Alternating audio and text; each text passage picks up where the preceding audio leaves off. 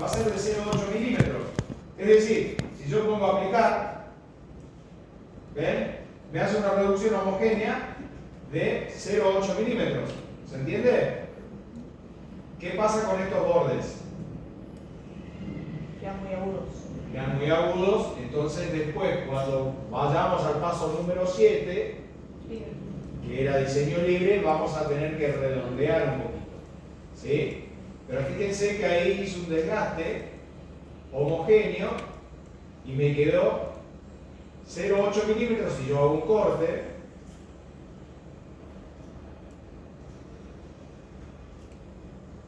me quedó 0,8 milímetros, 0,9 depende del corte que yo haga, para que en realidad esta es la carga de porcelana que voy a hacer yo. ¿De acuerdo?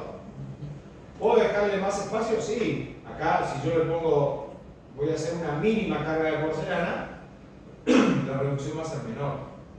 ¿Bien? Ahora, yo puedo omitir algunas áreas como les había mencionado y decir, bueno, en esta estructura yo solamente quiero cargar la cara vestibular. Voy a poner omitir, ¿sí? Y en omitir, voy a sacar el corte, en omitir,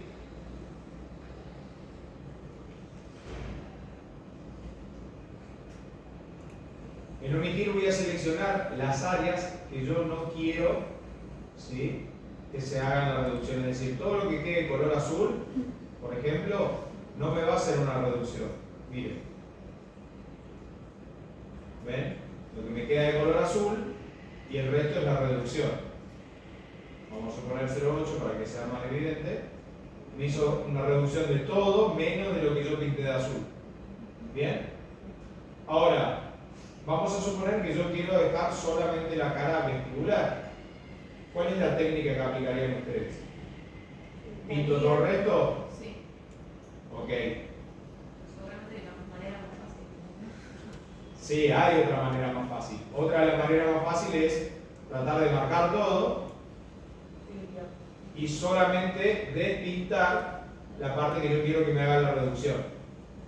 ¿Cómo despinto? Marcando Shift, ¿sí?, y lo despinto. ¿Ves? Y acá es donde voy a chequear si quiero dejar los puntos de contactos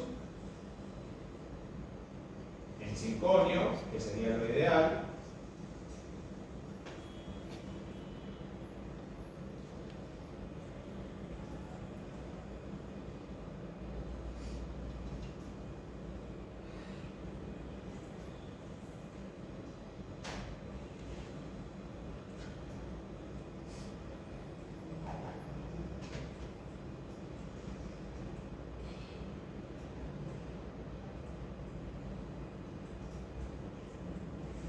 Y ahí voy a hacer una reducción y fíjense que me hace una reducción solamente por vestibular para que yo pueda cargar porcelana. Eso es una mina. Esto sería una preparación tipo vina. ¿Por qué? Porque yo voy a tener todo esto en circonio, y solamente por vestibular voy a estratificar porcelana. ¿De acuerdo? Normalmente esto lo hacemos en un caso anterior, pero acá estamos haciendo un volar y lo podemos explicar. Entonces, cuando yo dé el paso siguiente, automáticamente me va a salir las mismas herramientas libres para que yo pueda seguir agregando, quitando porcelana o suavizando, ¿sí? Acorde a lo que yo haga, acuérdense, estos bordes, por ejemplo, yo los puedo redondear si quiero o no, para después estratificar porcelana. ¿Bien? No es importante redondear estos bordes porque la porcelana va a venir desde acá. ¿Sí? La porcelana va a salir así, va a tener esta proyección. ¿Ves? Va a tener esa proyección. Pero si esto fuera un borde, yo tendría que cargar todo porcelana por acá arriba, sí lo voy a redondear. ¿De acuerdo? ¿Alguna pregunta respecto a esto? ¿Y esos ángulos tan agudos los llega a fresar? ¿Estos ángulos? Sí. Sí, porque es superficial. Los ángulos que no llega a fresar son los que son internos de la cavidad.